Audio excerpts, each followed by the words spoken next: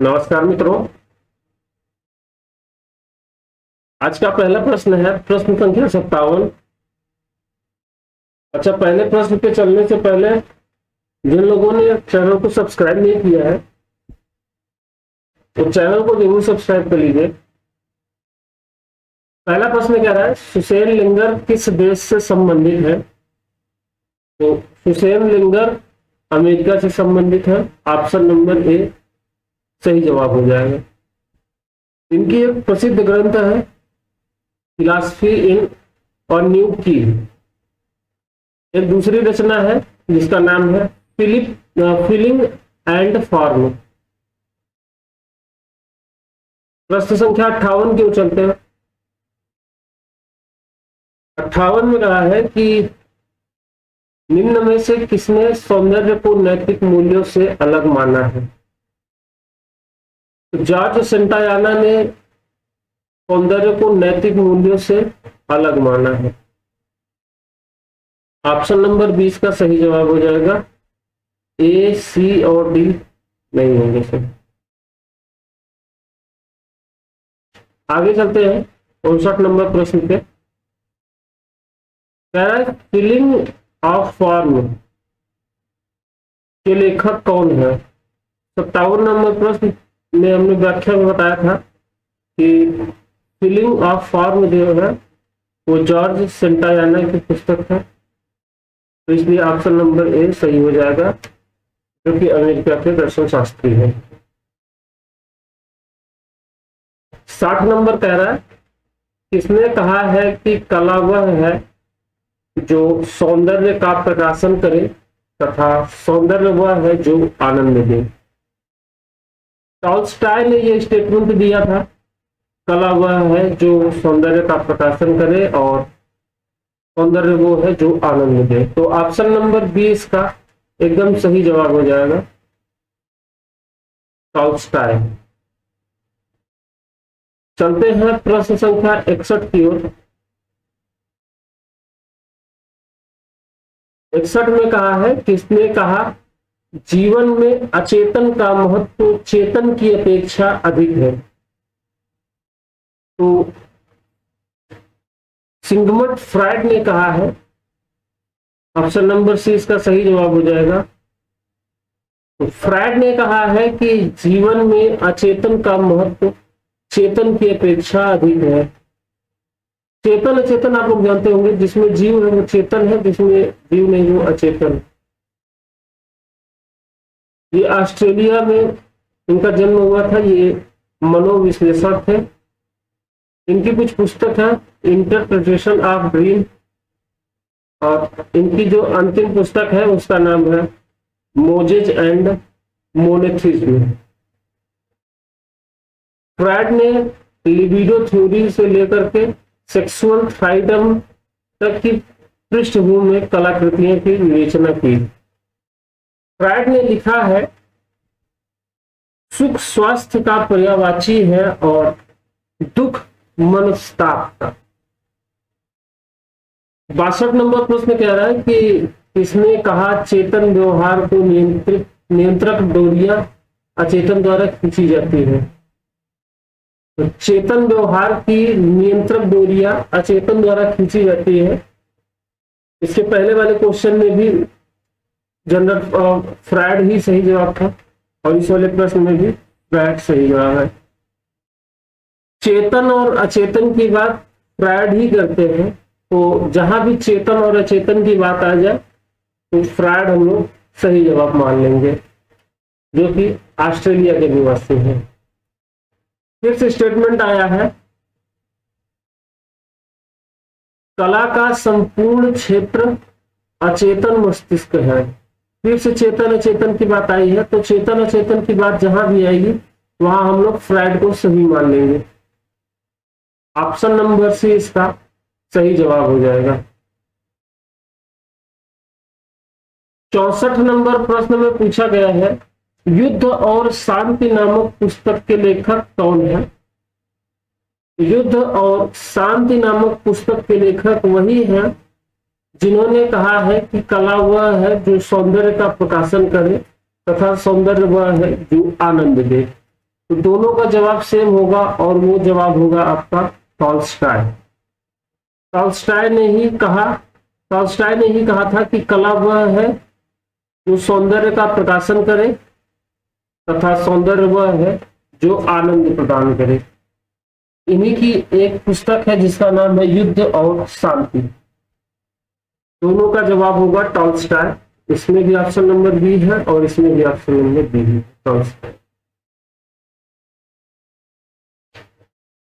65 number प्रश्न कह रहा है, किसने संगीत को महत्व देते हुए नाट्य कला को श्रेष्ठ माना है?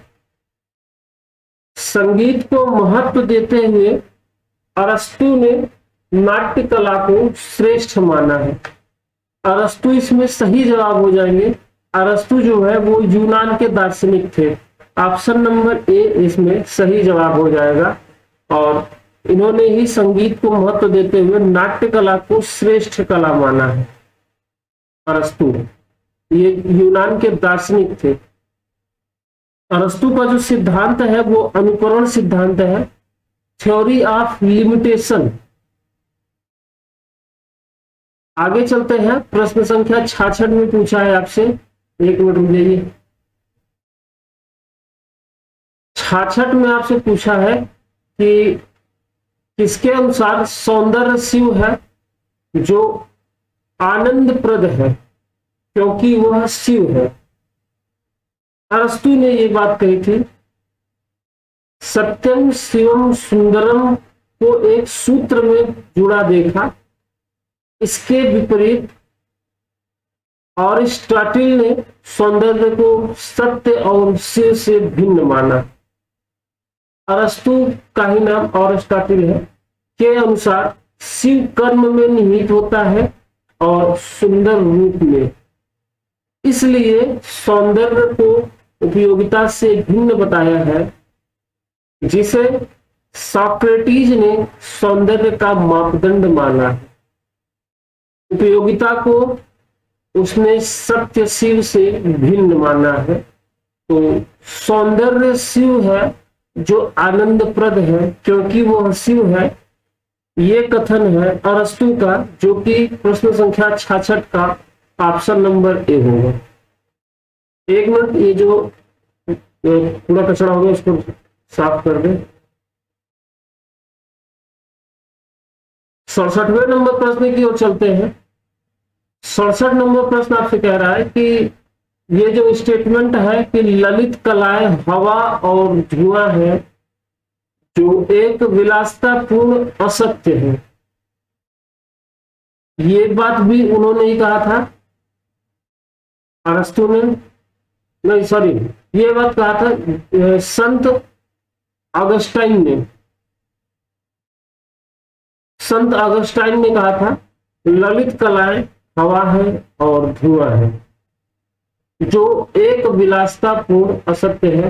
ये स्टेटमेंट है संत ऑगस्टाइन का। संत ऑगस्टाइन का जन्म दक्षिण अफ्रीका में अल्जीरिया में हुआ था। अपने प्रारंभिक काल में ऑगस्टाइन ने ईसाई धर्म के प्रभाव के कारण कलाओं को, विशेषतः ललित कलाओं को हवा और धुआं कहकर विलासतापूर्ण असत्य कहा। ऑगस्टाइन ने कहा कि रंगमंचीय मनोरंजन कामुकतापूर्ण होते हैं। फिर 68 नंबर प्रश्न आप में चलते हैं। 68 नंबर प्रश्न आपसे कह रहा है, किसके अनुसार उपयोगी कलाएं अनुकरणात्मक कलाओं में श्रेष्ठ है? तो उपयोगी कलाएं अनुकरणात्मक कलाओं में श्रेष्ठ है, ये जो स्टेटमेंट है ये प्लेटो ने कहा। देखिए इसमें जितने भी स्टेटमेंट है वो हम सबको याद करने पड़ेंगे, रटना पड़ेगा, इसका कोई चारा नहीं है। एक बार नहीं, दो बार नहीं, बार बार इसको देखेंगे तब ये चीजें याद हो जाएंगी। तो ऑप्शन नंबर सी इसका सही जवाब हो जाएगा, जिसमें कहा है कि किसके अनुसार उपयोगी कलाएं अनुकरणात्मक कलाओं में श्रेष्ठ है।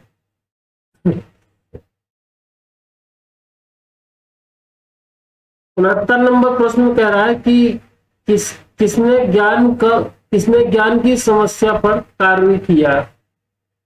तो इमैनुअल कांट ने ज्ञान की समस्या पर काम किया। इमैनुअल कांट जो है ये जर्मन के दर्शन शास्त्री थे और कांट का मानना था, कांट के समय दो विरोधी धाराएं थी। एक तो बुद्धिवादियों की, जो यह मानते थे कि मनुष्य की बुद्धि सब कुछ जान सकती है, और दूसरा मत अनुभववादियों का था, जिनका मानना था कि मानव बुद्धि रूप से कुछ भी निश्चित नहीं जान सकता। एक तो विरोधी धाराओं के मध्य ही, इन दो विरोधी धाराओं के मध्य ही कांट का प्रादुर्भाव हुआ। कांट ने इन दो पक्षों में समझौता करवाया और मध्य मार्ग की स्थापना की।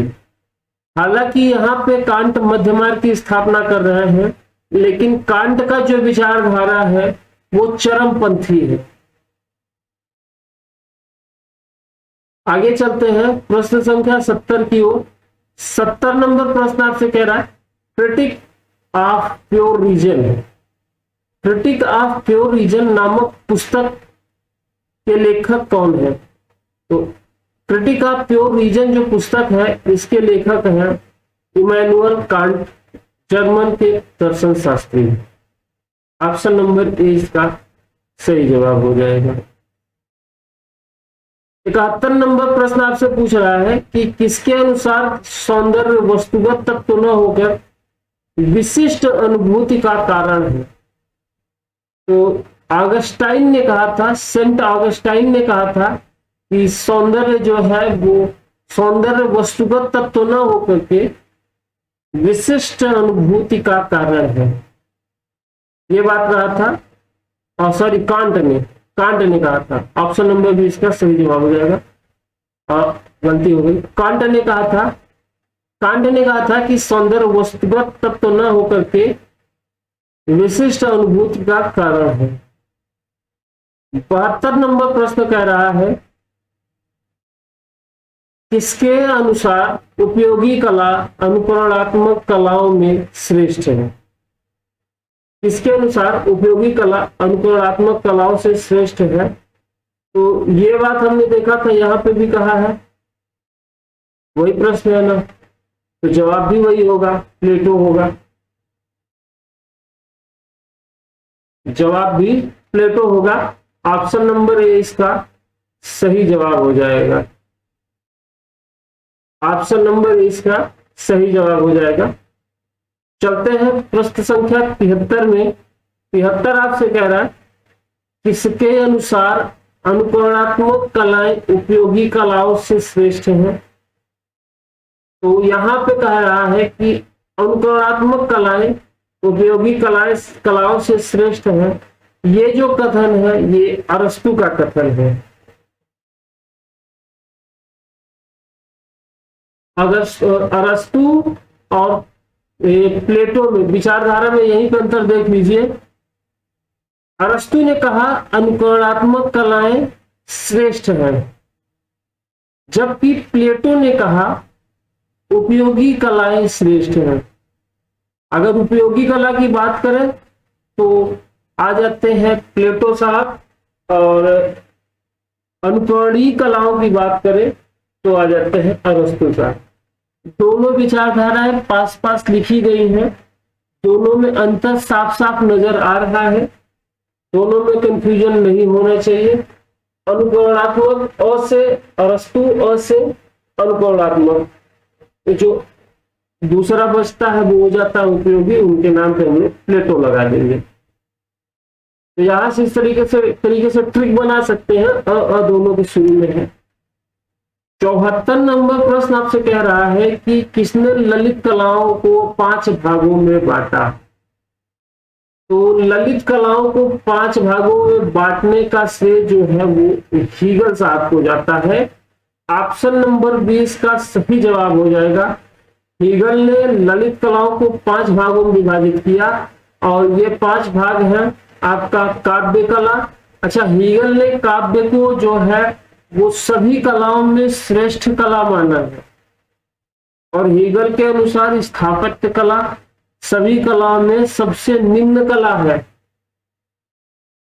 तो अगर कहा जाए कि हीगल के अनुसार ललित कलाओं में सर्वश्रेष्ठ कला कौन सी है, तो इसका सही जवाब हो जाएगा काव्य कला। आगे चलते हैं। अच्छा, ये 5 कलाएं हैं, काव्य कला, संगीत कला, चित्रकला, मूर्ति कला और स्थापत्य कला। 75 नंबर प्रश्न कह रहा है कि निम्नलिखित में से आकारवाद से संबंध रखते हैं। 4 लोगों का नाम दिया हुआ है, जिनमें पहले हैं रोजर फ्राई, दूसरे हैं कांट, तीसरे हैं जॉर्ज सेंटायाना, चौथे हैं फ्रायड। तो आकारवाद से संबंधित रखते हैं रोजर फ्राय। रोजर फ्राय का संबंध जो है वो आकारवाद से है। आगे चलते हैं। रोजर फ्राय का विचार था कि कला मनुष्य के काल्पनिक जीवन की अभिव्यक्ति है। आकारवाद से रोजर फ्राय का संबंध हमेशा रहा। जर्मन दर्शन का अरस्तु कौन कहलाता है? तो जर्मन दर्शन का अरस्तु हीगल को कहा जाता है। हीगल वही जिन्होंने कला को ललित कला को 5 भागों में विभाजित किया, वही हीगल साहब है। काव्य कला, साहित्य कला, नृत्य कला, मूर्ति कला और स्थापत्य कला 5 भागों में विभाजित किया ललित कला को, वही है हीगल साहब, जिन्हें जर्मन दर्शन का अरस्तु कहा जाता है। इसका मतलब यह है कि हीगल का जो संबंध है वो जर्मनी से है। 77 नंबर प्रश्न कह रहा है कि किसके अनुसार कला में संवेद कल्पना पर आधारित होते हैं? किसके अनुसार कला में संवेद कल्पना पर आधारित होते हैं? तो इसका जो जवाब हो जाएगा option number D, Roger fry. Roger fry के अनुसार कला में संवेद कल्पना पर आधारित होते हैं। कला में संवेद कल्पना पर आधारित होते हैं। 78 नंबर प्रश्न के अनुसार किसके अनुसार कला प्रतीकात्मक रूप से सृष्टि करती है? ये जो स्टेटमेंट है, कला प्रतीकात्मक रूप की सृष्टि करती है, ये स्टेटमेंट है सुसेन लिंगर का। सुसेन लिंगर का संबंध है अमेरिकी दर्शन शास्त्री से। अमेरिकी दर्शन से सुसेन लिंगर का संबंध है। और ये प्रश्न संख्या 57 में भी इनकी चर्चा की थी। सुसेन लिंगर का संबंध किस देश से है? तो इनका संबंध जो है वो अमेरिका से है, और इन्हीं ने माना कि कला प्रतीकात्मक रूप की सृष्टि करती है। ऑप्शन नंबर सी इसका सही जवाब हो जाएगा। आगे भी इनके बारे में 2-4 बातें दी गई है। लिंगर ने अपने ग्रंथ जो है फिलॉसफी इन अ न्यू की, ये प्रश्न पूछा था, फिलॉसफी इन अ न्यू की रचना किसने की? तो सुसेन लिंगर या सुजेन लिंगर इनका नाम है, इन्होंने किया। लिंगर का मानना है कि प्रतीकात्मक रूप की सृष्टि, कला प्रतीकात्मक रूप की सृष्टि करती है। इस एक शब्द में लिंगर की अनुभूति तथा रूप में एक सामंजस्य की प्रस्तुतिकरण का प्रयास किया गया है, जो पाश्चात्य सौंदर्य के इतिहास में प्रथम प्रयास है। प्रश्न संख्या 79 की ओर चलते हैं। इसमें कहा है कि निम्नलिखित का मिलान करिए। तो मिलान इस प्रकार करना है कि सुजेन लिंगर का संबंध किससे है? अभी हम लोगों ने देखा सुजेन लिंगर का संबंध है वो सौंदर्य शास्त्र से है, अमेरिका के निवासी हैं ये। एक मिनट मुझे रफ कर दे, इसके बाद चलते हैं। सुजेन लिंगर ए नंबर है, ए का संबंध 4 से है, तो पहले का 4 किसमें है? इसमें नहीं है, इसमें नहीं है, इसमें नहीं है। ऑप्शन नंबर डी यहीं से सही हो जाता है। लेकिन हम लोग चारों ऑप्शन को जानेंगे। दूसरा ऑप्शन ये कह रहा है कि लाइसिपोज, लाइसिपोज का संबंध किससे है? तो लाइसिपोज जो है वो मूर्तिकार थे, इनका संबंध मूर्तिकला से। आगे बात है, कृष्णा रेड्डी का संबंध छापा बनाने से है, छापा खाना से। टीसियन का संबंध वो वीनस ऑफ अरबिनो से है। इस प्रकार हम देखते हैं ए का 4, बी का 3, सी का 2 और डी का 1 सही है। ये आरपीएससी ड्राइंग 2014 में पूछा गया प्रश्न है। प्रश्न संख्या 80 आपसे कह रहा है, सार्थक रूप की अवधारणा से जुड़ी विचारधारा कौन सी है? कौन से विचारक जो है वो सार्थक रूप की अवधारणा से जुड़े हुए हैं? तो सार्थक रूप की अवधारणा से जुड़े हुए हैं जो विचारधारक, उनका नाम है क्लाइव बेल। क्लाइव बेल का जो संबंध है वो है सार्थक रूप की अवधारणा से। ऑप्शन नंबर डी इसका सही जवाब हो जाएगा। चलते हैं, इसमें कुछ व्याख्या दिया हुआ है, व्याख्या की ओर देखते हैं। व्याख्या में कहा गया है कि क्लाइव हेवर्ड एक अंग्रेजी कला समीक्षक थे जो औपचारिक और ब्लूसबेरी समूह से जुड़े हुए थे। उन्होंने कला सिद्धांत को महत्वपूर्ण रूप से जाना। इनका यूनाइटेड किंगडम से संबंध रहा।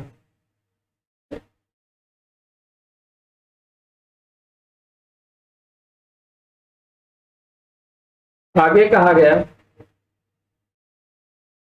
हर्बर्ट रीड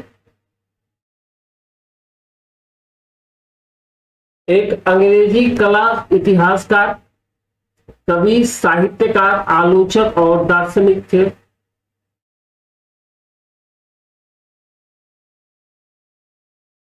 और इसमें यह कहा गया है, इसमें और कुछ बहुत जरूरी बातें तो है नहीं। बेनिडितो क्रोंचे का संबंध जो है, इनका जन्म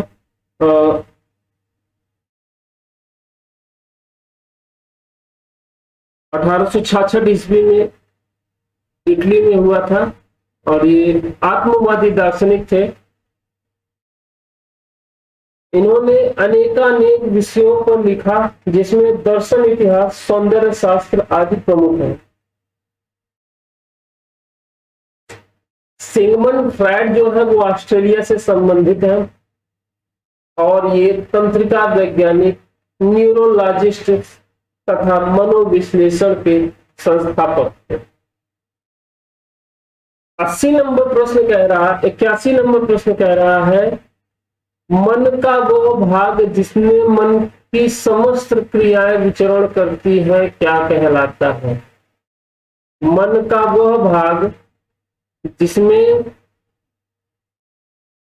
मन की समस्त क्रियाएं विचरण करती है वो कहलाता है आपका अचेतन। तो कह नहीं पाएंगे उसको, क्योंकि अचेतन तो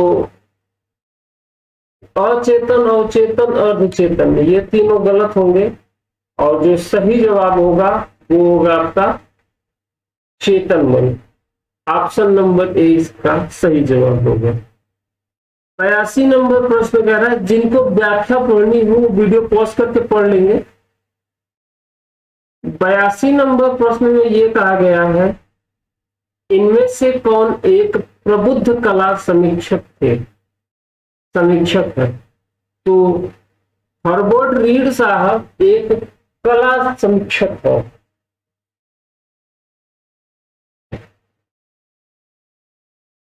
तिरासी नंबर प्रश्न कह रहा है, सुमेलित करिए। पहला जो नाम है वो है कैथारिस का। तो कैथारिस का संबंध जो है वो है अरस्तु से। कैथारिस का संबंध अरस्तु से, पहले का संबंध 4 से है। यहीं पे लिख दे रहे हैं, वहां पे गोचा गई करने का कोई मतलब है नहीं। तो कैथारिस का संबंध हम जान रहे हैं चौथे से है। ट्यूनिस का संबंध आपका क्रोंचे से है, ऑप्शन नंबर 3। फॉर्मलिज्म का संबंध जो है वो क्लाइव बेल और रोजर फ्राई से है, ऑप्शन नंबर ए पहला। इंस्टीट्यूशनलिज्म का जो संबंध है वो एक से ही बचता है, वो है आपका दूसरा। तो यहां से हम ये कह सकते हैं कि 4, 3, 1 और 2 ये जिसमें आ जाएगा वो आपका सही जवाब हो जाएगा। 4, 3, 1 और 2। तो यहां पे जो ऑप्शन नंबर 4, 3, 1 और सी, तो ऑप्शन नंबर सी जो है वो इसका सही जवाब हो जाएगा। कैथारिस का संबंध अरस्तु से, इंस्टीट्यूट का संबंध क्रोंचे से है, फॉर्मलिज का संबंध क्लाइव बेल और रोजर फ्राई से है, और इंस्टीट्यूशनलिज्म का संबंध जॉर्ज डिकी से है। 84 नंबर प्रश्न आपसे कह रहा है, कौन से पश्चिमी दार्शनिक ने कहा है कला अनुकरण है और सत्य से दोहरी दूर रहता है? तो ये जो स्टेटमेंट है ये प्लेटो का है। प्लेटो ने कहा कला अनुकरणीय है, अनुकरण है और सत्य से दोहरी दूरी पे रहता है। ऐसा इन्होंने क्यों कहा? इनका यह मानना है कि जो कलाकार होते हैं वो ईश्वर द्वारा बनाई गई वस्तु का चित्रण करते हैं। तो जो वास्तविक कला है वो ईश्वर ने किया है, तो पहली कला वो हो गई। उसके द्वारा बनाई गई कला तो कलाकार अपने मस्तिष्क में सोच के अनुकरण करता है, उसके बाद बनाता है। तो यहाँ पे ये दोहरी दूरी हो गई। तो ये मानना था अरस्तु साहब का। पहले ईश्वर ने बनाया किसी चीज को, फिर ईश्वर द्वारा बनाए गए मनुष्य ने उस अगली वस्तु का अपने मस्तिष्क में सोच कर अनुकरण किया गया, इसलिए यह दोहरी दूरी है। और ये जो है ये सुकरात के शिष्य थे। प्लेटो जो है सुकरात के शिष्य थे। प्लेटो सुकरात के शिष्य थे और मतलब अरस्तु जो है वो प्लेटो के शिष्य थे। तो यहाँ पे जो ट्रायंगल बन रहा है, ये जो ट्रायंगल बन रहा है बहुत सही ट्रायंगल बन रहा है याद करने के लिए। अरस्तु गुरु है प्लेटो के और प्लेटो गुरु है सुकरात गुरु है प्लेटो के और प्लेटो गुरु है अरस्तु के। तीनों यूनान से संबंधित है, तीनों दार्शनिक जो है। 85 नंबर प्रश्न आपसे कह रहा है कि किसने कहा कि कला अंतः प्रज्ञा की अभिव्यक्ति है? तो कला जो है अंतः प्रज्ञा की अभिव्यक्ति है, ये कथन है क्रोंचे का। ऑप्शन नंबर सी इसका सही जवाब हो जाएगा। 86 नंबर प्रश्न आपसे पूछ रहा है, निम्नलिखित का मिलान करिए। मिलान इस प्रकार है।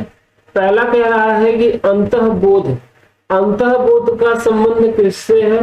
तो अंतःबोध का संबंध जो है वो क्रास साहब से है। क्रास अंतःबोध का संबंध क्रास। बंडोर क्राफ। संप्रेषण का संबंध लियो टॉलस्टाय। अनुकरण का संबंध प्लेटो।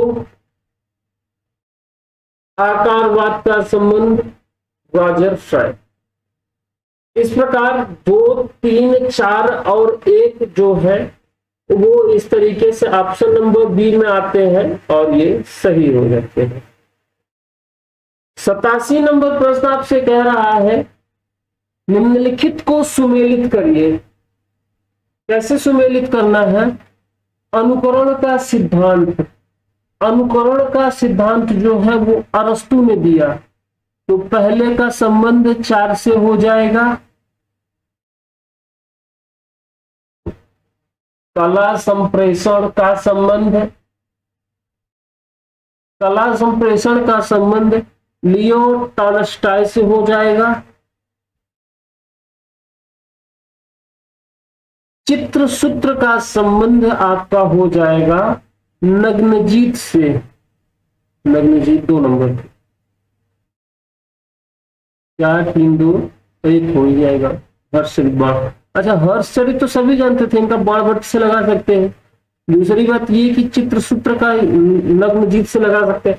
इस तरीके से भी 1 और 2 जो है वो आपका 4 और 3 में आते हैं, तो इस तरीके से हम लगा सकते हैं। तो आपसे ये जो हो जाएगा 4 3 2 और 1, तो 4 3 2 और 1 जिस ऑप्शन में सही होगा वो सही हो जाएगा। 4 3 2 1 ऑप्शन नंबर बी में आता है 4 3 2 1, तो ऑप्शन नंबर 20 का सही जवाब हो जाएगा। 88 नंबर प्रश्न आपसे कह रहा है कि कालक्रमानुसार पश्चिमी दार्शनिकों के निम्न क्रमों में सही क्रम कौन सा है। तो ये जो पश्चिमी दार्शनिक है इनका सही क्रम इस प्रकार है, पाइथागोरस के बाद सुकरात, सुकरात के शिष्य प्लेटो, प्लेटो के शिष्य जो है वो अरस्तु थे। तो इस तरीके से ऑप्शन नंबर बी सही जवाब हो जाएगा। चलते हैं प्रश्न संख्या 89 की ओर। 89 में कहा है कथन और तर्क, कथन और तर्क में कहा गया है कि यह सर्वमान्य है कि भाव और रस परस्पर संबंध है। ये बात एकदम सही है। भाव और रस, भाव मतलब इस तरीके से समझ सकते हैं स्थायी भाव जो है, तो हम लोगों ने देखा था भरत मुनि के नाट्य शास्त्र में 8 प्रकार के स्थायी भाव, 8 प्रकार के रस। तो रस और स्थायी भाव दोनों साथ साथ चलते हैं, एक दूसरे से संबद्ध हैं। क्यों? क्योंकि समस्त कलाओं का लक्ष्य रस निष्पत्ति के प्रयोजन के लिए अंतः भाव चित्र सृजन करना। बात तो एकदम सही है। कला क्यों बनाते हैं? कला से हमको रस की प्राप्ति होती है और इसके लिए, इसके प्रयोजन के लिए अंतः भाव चित्र का सृजन किया जाता है। बात एकदम सही है। तो ऑप्शन नंबर ए इसका सही जवाब हो जाएगा। आगे बढ़ते हैं प्रश्न संख्या 90 की ओर। 90 में कहा गया मॉडर्न पेंटर्स किसके द्वारा लिखा गया है। मॉडर्न पेंटर्स जो है वो जॉन रस्किन के द्वारा लिखा गया, जिनका संबंध इंग्लैंड से है। 91 नंबर प्रश्न कह रहा है कि मैं यह जानता हूं कि कुछ नहीं जानता। ये कथन किसने कहा? सुकरात ने। महान विचारक ही सब बातों को कह सकते हैं। हालांकि यहाँ पे जो भी विचारक है सभी महान है, लेकिन सुकरात ने ये बातें कही थी कि मैं यह जानता हूं कि मैं कुछ नहीं जानता। ऑप्शन नंबर ए इसका सही जवाब हो जाएगा। चलते हैं अगले प्रश्न की ओर, जो कि है 92 नंबर। 92 नंबर प्रश्न कह रहा है कि अभिकथन और तर्क, असर्शन और रीजनिंग का प्रश्न है। कह रहा है कथन में प्रकृति के सानिध्य से प्राप्त ज्ञान और उसका प्रत्यक्ष प्रयोग ही कला है। तो प्रकृति के सानिध्य से प्राप्त ज्ञान और उसका प्रात्यक्षिक प्रयोग ही कला। ये बात तो एकदम सही है। प्रकृति के सानिध्य से ही तो ज्ञान प्राप्त होता है, क्योंकि प्रकृति को महसूस किए बिना कला में जीवन संभव नहीं है। ये बात एकदम सत्य है। तो ऑप्शन नंबर ए, जिसमें ए और आर दोनों सही है, एकदम सही हो जाएगा। 93 नंबर प्रश्न कह रहा है कि ग्रिसेल्डा पुलोक ने निम्न में से किसकी रचना की। तो ग्रिसेल्डा पुलोक ने रचना की है, आपका एक मिनट हो जाइए, इन्होंने रचना की है vision and difference feminism, femininity and the histories of art. Option number A इसका सही जवाब हो जाएगा। क्या रहा है कि क्रिसेंट कुलोक, ये भी नाम कठिन है और ये नाम तो महा कठिन है। तो दोनों दोनों जो कठिन नाम आ जाएंगे तो वहीं पे लगा दीजिएगा। तो ग्रिसेल्डा कुलोक का संबंध जो है, उन्होंने किसकी रचना की, तो उन्होंने रचना की vision and difference, feminism, femininity and histories of art. 94 number प्रश्न कह रहा है मीनिंग ऑफ आर्ट पुस्तक के लेखक कौन है। कई बार प्रश्न आ चुका है। हर्बर्ट रीड साहब है मीनिंग ऑफ आर्ट पुस्तक के लेखक। तो यहां से ऑप्शन नंबर 20 का सही जवाब हो जाएगा, लेकिन लगाएंगे कहाँ, पहले इसको रद्द कर दें। तो ऑप्शन नंबर बी यहाँ पे हमको दिख रहा है वो सही जवाब। 85 नंबर प्रश्न कह रहा है अभिव्यंजनावादी सिद्धांत के प्रवर्तक कौन है। तो अभिव्यंजनावादी सिद्धांत के प्रवर्तक जो है वो क्रोंचे साहब है। मिलते हैं अगले वीडियो में।